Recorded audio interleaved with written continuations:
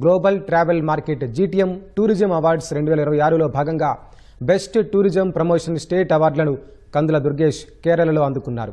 పర్యాటక మౌలిక సదుపాయాల విస్తరణ, డిజిటల్ బ్రాండింగ్, పెట్టుబడుల ఆకర్షణ, ఆధ్యాత్మిక, తీర ప్రాంత, అడ్వెంచర్ టూరిజం అభివృద్ధికి ప్రభుత్వం తీసుకున్న చర్యలను జ్యూరీ ప్రత్యేకంగా ప్రశంసించింది.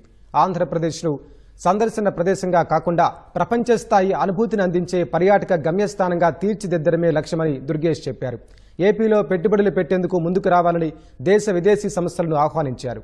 In Andhra Pradesh, for the past 2 years, our Andhra Pradesh tourism activities have become vibrant under the dynamic leadership of the known leader, Sri Nara Chandrababu Naidu garu as Chief Minister, and the film star and Janasena Party leader, Deputy Chief Minister Sri Pavan Kalyan garu, and ultimately in the center, Narendra Modi garu.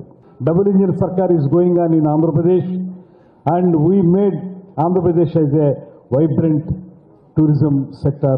And one thing I wish to tell you is that Andhra Pradesh is already accorded industry status to tourism sector.